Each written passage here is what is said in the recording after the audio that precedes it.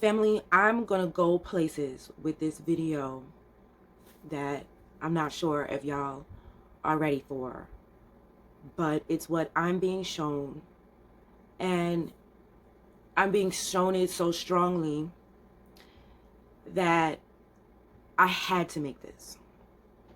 One, I want you to know where I'm coming from. I am a diehard Knicks fan, as my father was, no matter what. So Kobe Bryant was not my favorite player. This has nothing to do with him personally, but he was not my favorite player because, he was constantly had his foot in Knicks' ass. So, he was not my favorite player. But right now, they are trying to slander his name by calling him a rapist, which he is not. Now, I know what you guys are going to say about Kobe Bryant's allegiance to blackness, and I'm going to divert to this video here. There are those of you who are going to say, well, Kobe Bryant was not black first. You're absolutely correct about that. He was not. You're going to say Kobe Bryant wasn't married to a black woman. Well, certainly you have the right to make your statements if you wish to. That's perfectly fine. Kobe Bryant didn't live a black life. I mean, he basically was raised overseas, and I mean, he didn't share anything of the black experience in America. I don't think there's a lot of evidence to argue against that position. But there is one thing that is without doubt. Kobe Bryant, whether he accepted, acknowledged it or not, was a black man in a white world. And we as black people, but particularly as black men, need to be ultra vigilant about recognizing an atmosphere where attacking black men is fair game. He goes on to say that Kobe Bryant wears our uniform. Whether we like it or not, we wear uniform. We all together, whether we like it or not, because they lump us all as one big nigga, as Tariq says. So whether we like it or not, what they will do to one, they will do to all. And if we help them to normalize making us a metaphor for fair game, then understand you're next. Anytime, any place that they want to come after you, you're next. So you have to ask yourself a question. Do you want to be fair game? I remember the Kobe Bryant rape case. And remember, I'm coming from a lens that's not a fan, that really can't stand Kobe because Kobe stay kicking my team's ass all the time, okay? So I'm not coming from a super fan, okay? I remember that Kobe Bryant rape case and how bogus it was. And let me, in case you weren't born yet, or in case you were too young to be paying attention, or in case you just forgot, let me refresh your memory onto how Kobe Bryant, the case was dropped. Okay, 5 acquaintances of the woman also testified, including Mandy Ross, her former roommate at the University of North Colorado, and high school classmate Robert Pietrek, who worked as a bellhop at the resort where the alleged attack took place. Salazar said more witnesses were expected to testify in private Thursday about the woman's sexual history. What did they testify to? Oh, let's get into it. The young woman accusing Kobe Bryant of rape bragged about the alleged assault at a party last week and gave a graphic description of the NBA star's anatomy, partygoers said. Steve Avancho told NBC News that he was surprised when a 19-year-old woman showed up at his house party on July 15, 3 days before the prosecutors slapped Bryant with sexual assault charges. She was bragging about the whole thing, Avancho said, adding that the woman seemed happy. She was having fun. Big fun, as Claire Huxtable would say. She even answered a question about the 6'7" LA Lakers star's manhood. 5 people at the party told NBC. 5 people at the party told NBC. Wait, there's more. Another man's semen reportedly found on Bryant's accuser. Kobe Bryant's defense team believes it has proof that the woman who accused him of rape had sex at least with one other man shortly before the alleged attack. New York Daily News learned on Friday.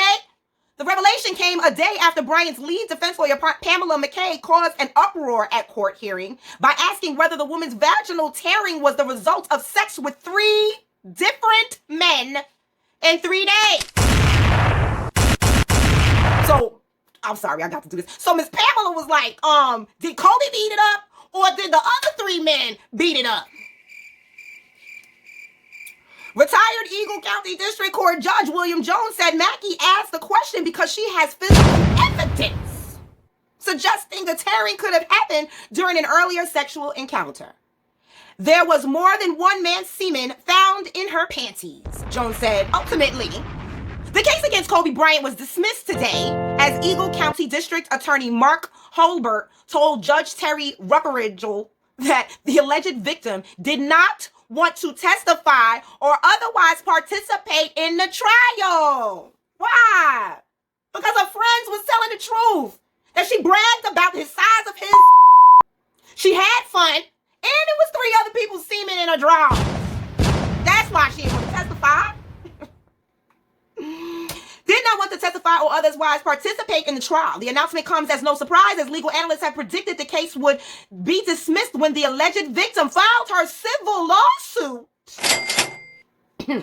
against Bryant, sending a signal that future cooperation with prosecutors would be limited at best.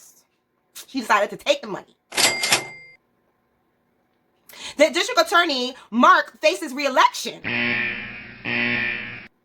And his re-election campaign had to hide the announcement somewhere in time that would create the least amount of voter damage. I just wanted to throw that part in. Okay, so here's where I'm going to go down the rabbit hole a little bit.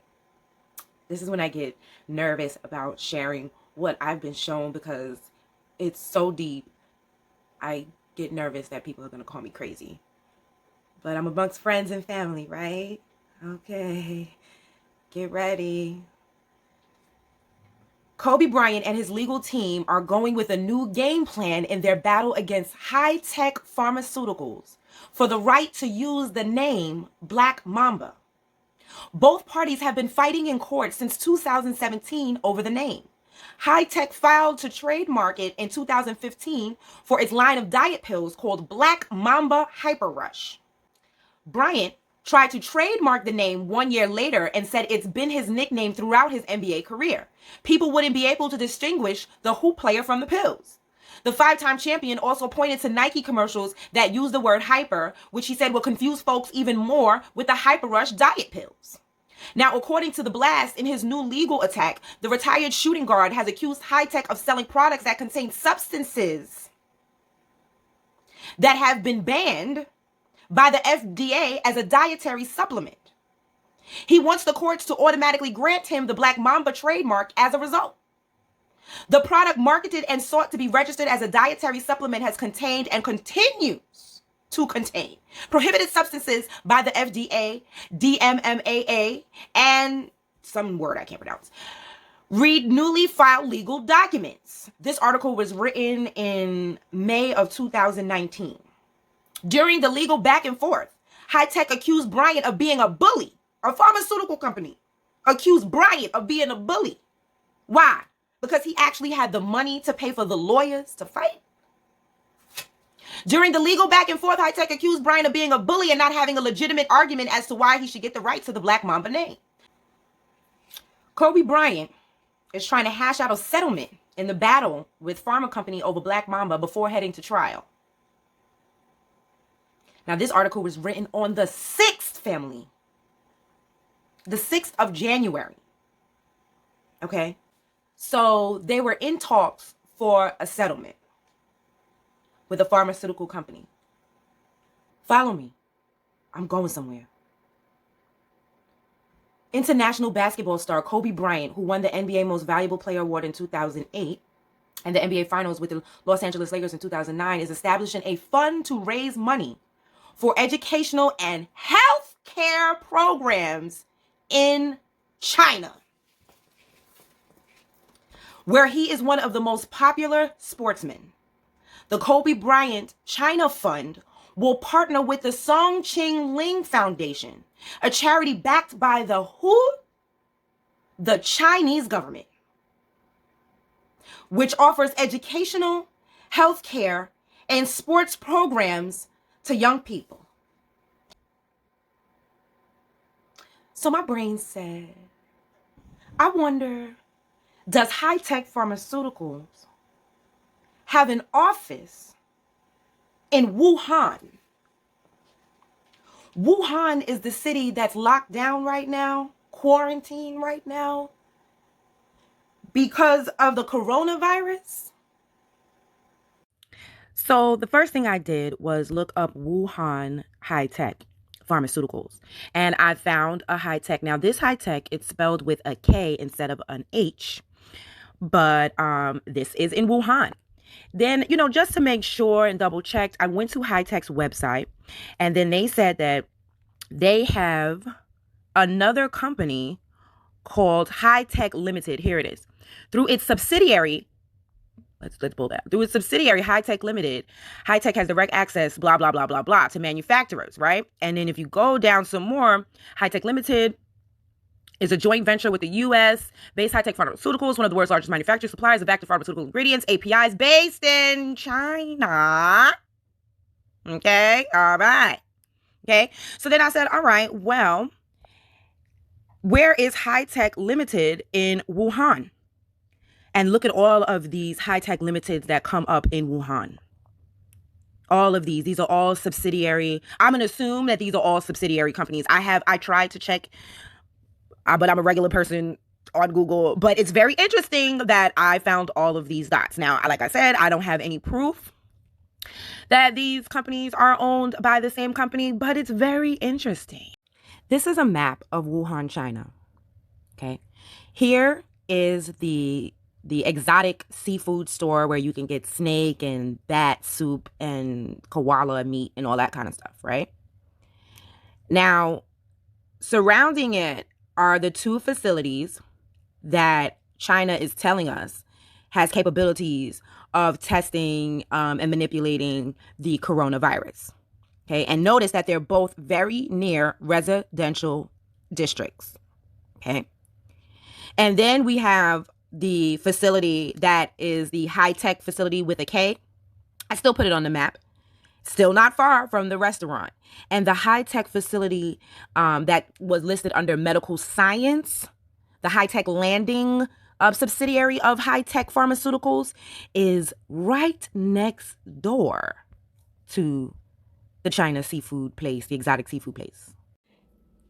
There's an undeniable connection between people who go against pharmaceutical industries and planes falling out of the sky.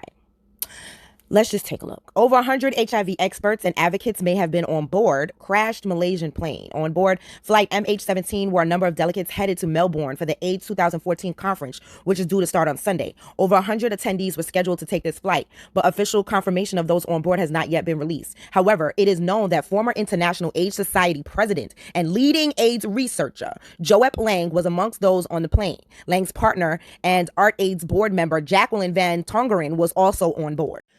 2 airplane crashes and dashed hopes for a cure. Swiss airline flight 111 and MH17 leading AIDS researchers died in each of the 2 airline disasters. Would AIDS have been defeated by now if they survived? A huge void left by death of husband and wife physicians after Moscow plane crash. J.K. left, a professor of pathology and laboratory medicine at Temple's Lewis Katz School of Medicine, and his wife, Divya K., a pediatrician neurologist at St. Christopher's Hospital for Children and professor at Drexel University College of Medicine, were killed in a plane crash. The African childhood cancer specialist lost on Ethiopian Airlines Flight 302. 3 Kenyan women who specialized in the care of children with cancer were among the passengers on Ethiopian's Flight 302 returning home after a conference. Jane Kamo and Bella Jomba and Dr. Grace K had been traveling back home to Kenya after a meeting of the Society of Pediatric Oncology in Africa, a meeting held in Cairo, Egypt, when their plane crashed. Dr. Michael Rosenberg, innovator and educator, dies in plane crash. The Maryland plane crash that claimed the life of Dr. Michael Rosenberg cut short the life of a man dedicated to improving the world through medical research and innovation. Leon Thal dies in a plane crash. As shocked and heartbroken Alzheimer's disease researchers are alerting each other privately, it is with deep sadness that we inform the worldwide AD community of Leon J. Thal's tragic accident.